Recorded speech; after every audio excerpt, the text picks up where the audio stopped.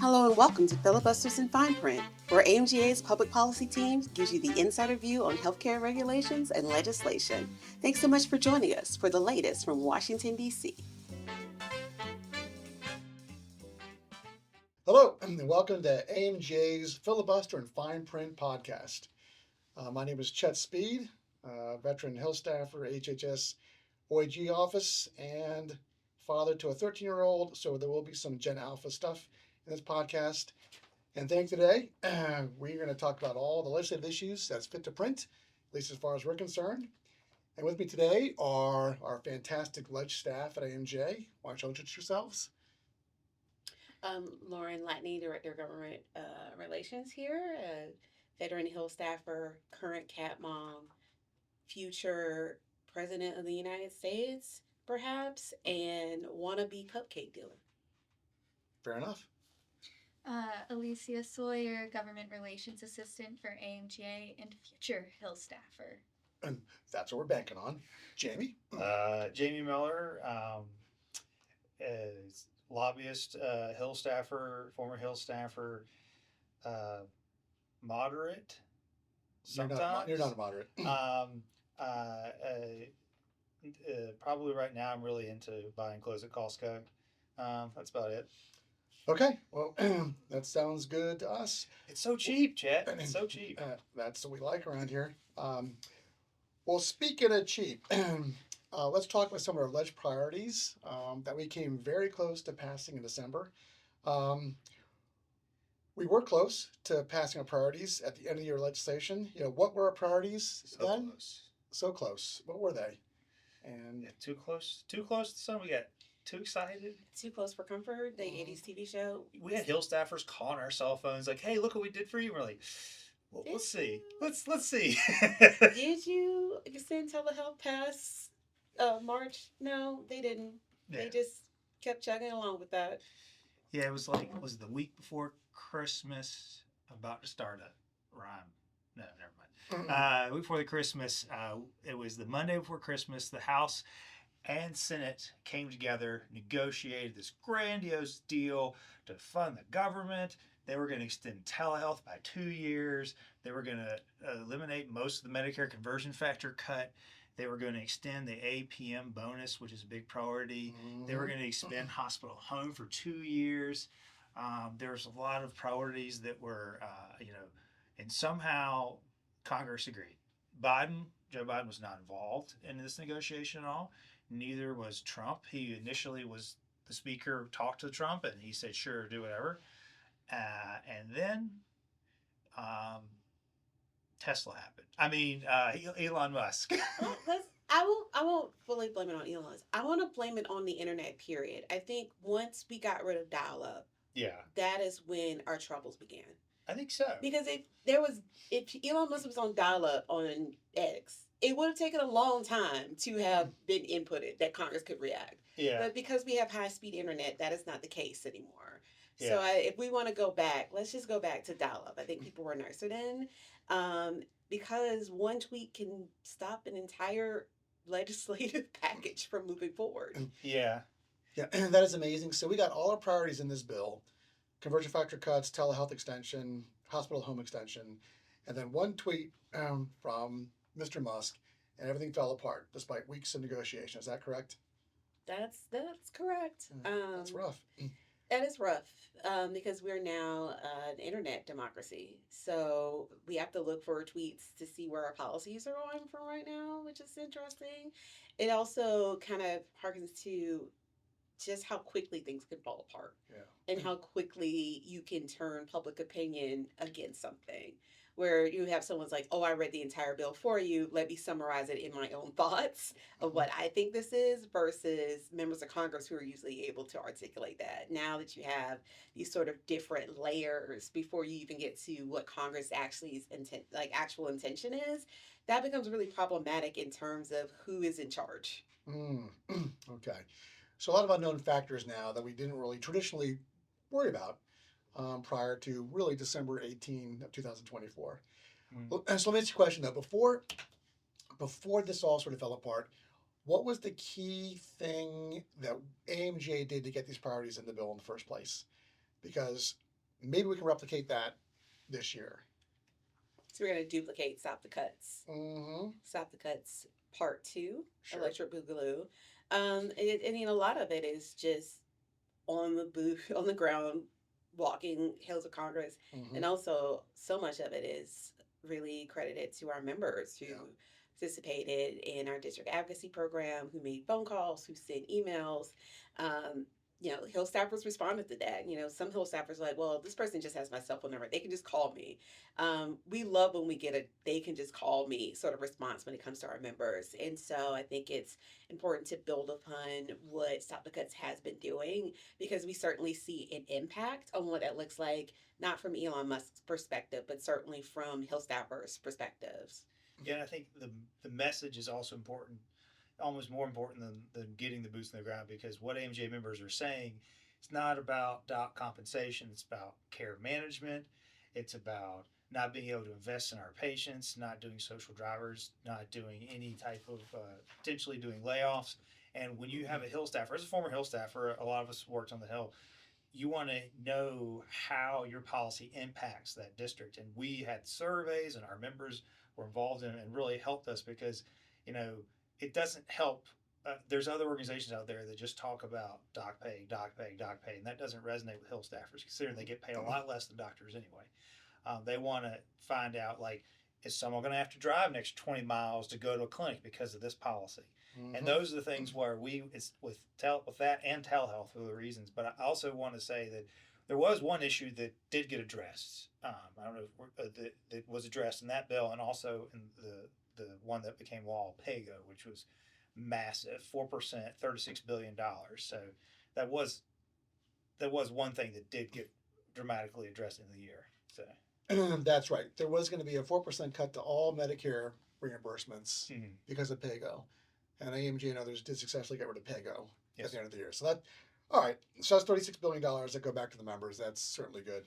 So it sounds like you all do the work on the ground, the lobbyists here at AMGA, and then the members can almost close that door or close that deal. Is that how it works best? Yes. As far as okay. Well, that's good to know. So Lauren, you mentioned an internet democracy. Is that why Musk is so influential right now? Because also he's like the richest man in the world. It's giving very Lex Luthor vibes in a lot of ways. But money equals speech according to the Supreme Court, and he has a lot of it. So he has a platform that he can amplify that message better than anybody else at this point. And so it's very interesting to see how much longer his influence will be. I mean, like after a while, when people do things like that, it starts to annoy people. It's definitely going to start to annoy members who want to have their own spotlight and who want to have their own messages. Like when Jamie and I were on the Hill, all we saw was like every member office now has spotlights. They have TV production level cameras in their offices now. And so they have their own message and they have their own platforms they want to create. And they also actually have the power to legislate. And I think once members of Congress start to remember that, I think there might be a tonal shift. I think interesting about the internet democracy thing is like, be careful how successful you are, because you're going to get, it's not going to go well. I mean, especially with Musk, like he's already pissed off some of like the Chip Roys of the world, the super conservatives. He's also, because Musk is not, well, Musk isn't your typical conservative. I'm not going to talk about it. I don't actually know him personally. But wish I did. Some of his policies about like immigration, or like what's the term for HB1 visas, he wants that because he knows it's good for his industry.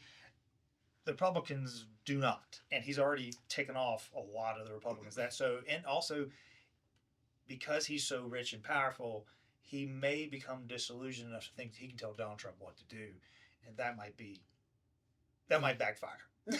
That always works. Yeah, exactly. Tell him what to do. Yeah, he likes that. So interesting. So members of Congress feel they're their own stars and they don't want to be eclipsed. Yeah, I mean, like I feel like they want to be influencers. They're doing TikToks. They're just doing a lot more personal outreach. They're doing Instagram lives. They're doing the things to communicate with the people in so many different formats than there was in the past, where you had maybe your local newspaper where you could do an op-ed, or maybe you send out something to your members like from a letter. And so, with that, also comes a really interesting part of how we legislate in terms of, do you want to be a star or do you want to be a legislator? Mm-hmm. And we've seen people like step back a little bit. I think of AOC as Yep. someone who was very much of the internet, very much of that, but she wants to lead. So you don't see her as much on front of cameras and doing all those things because she realized in order for her to be impactful, she's got to pass legislation. And so where that meets right now, I think is going to be interesting.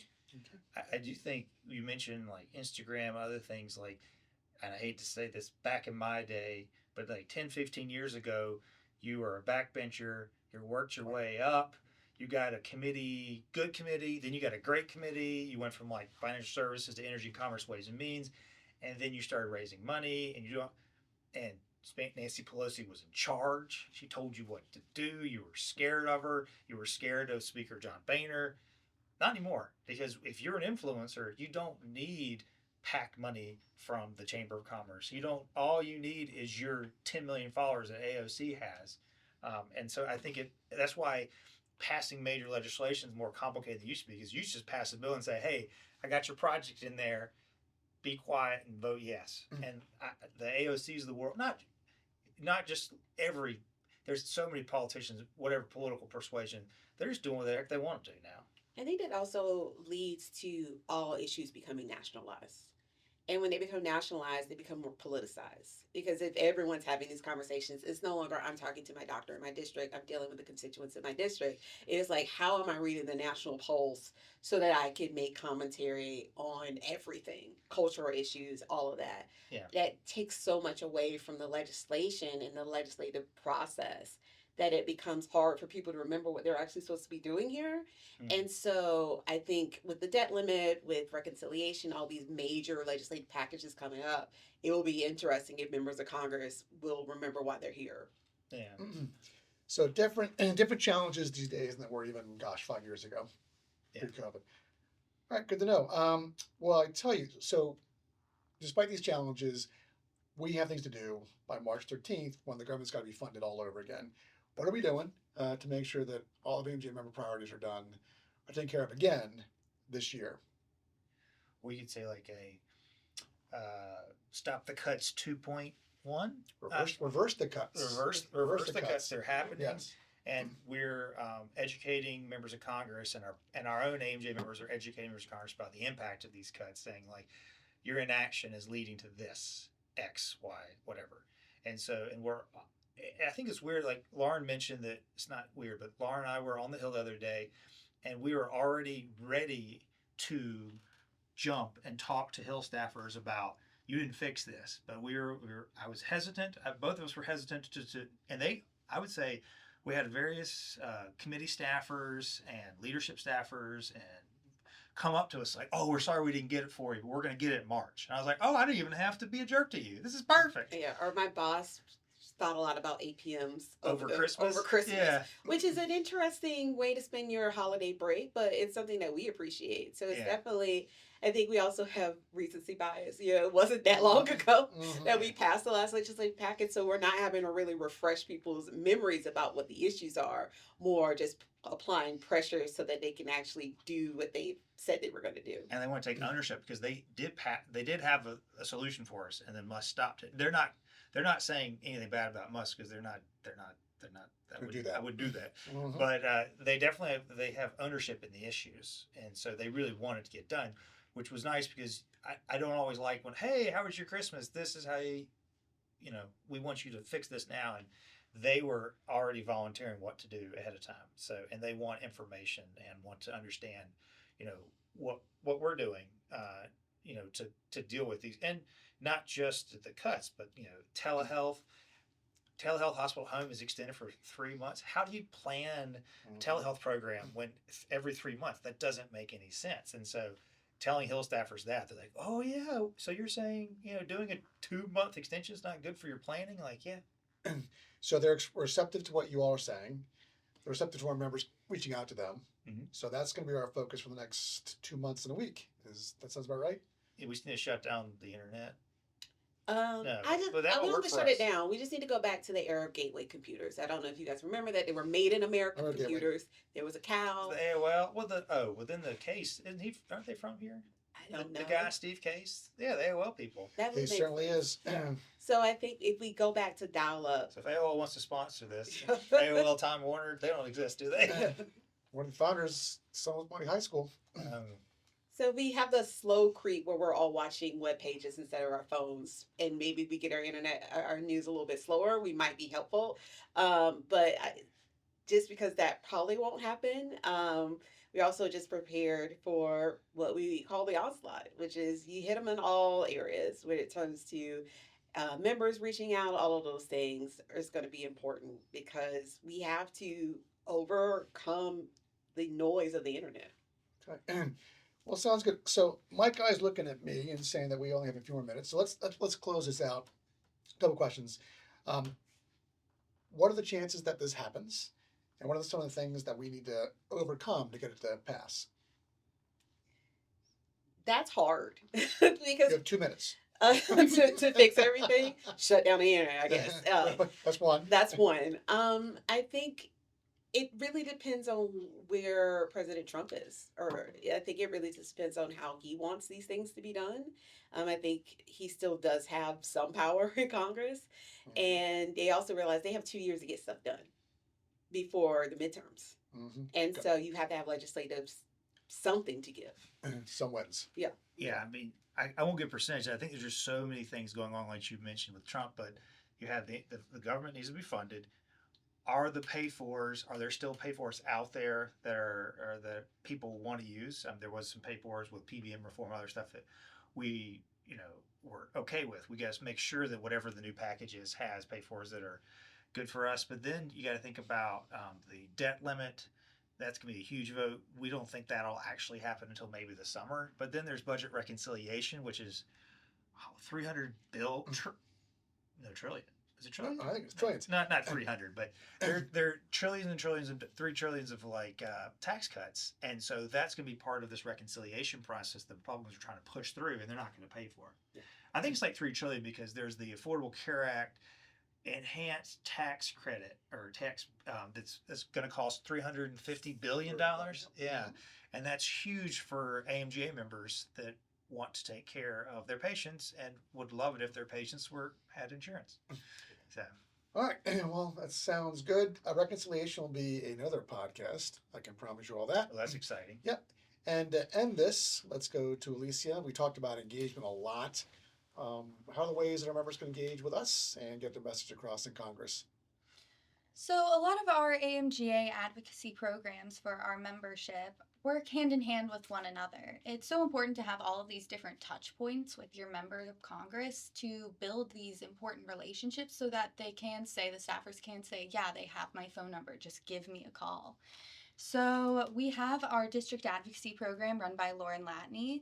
If you're interested, you can reach out to her. And what we do there is we set up a virtual meeting between you and your member of Congress. We do all of the scheduling for you. We make it as easy as possible.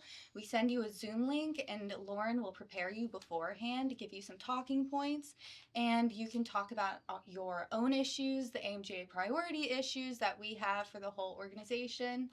And then we also have our grassroots network, which I run, and that is one of the thank you. Welcome.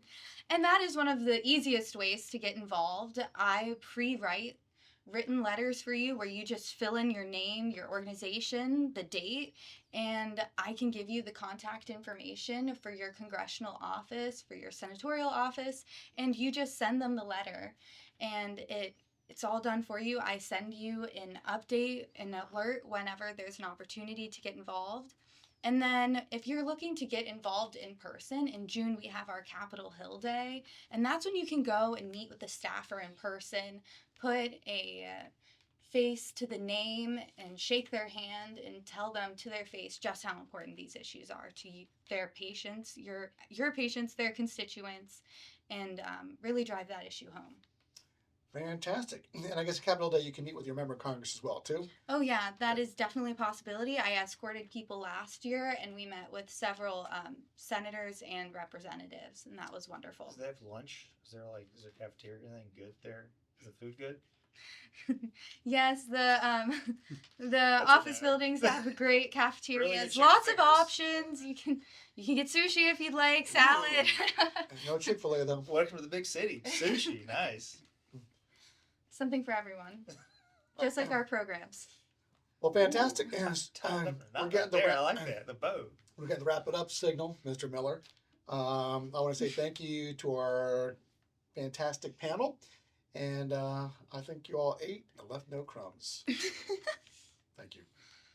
Thanks for joining us for Filibusters in Fine Print. This podcast was brought to you by AMGA. For more information about AMGA's advocacy efforts, visit amga.org/advocacy.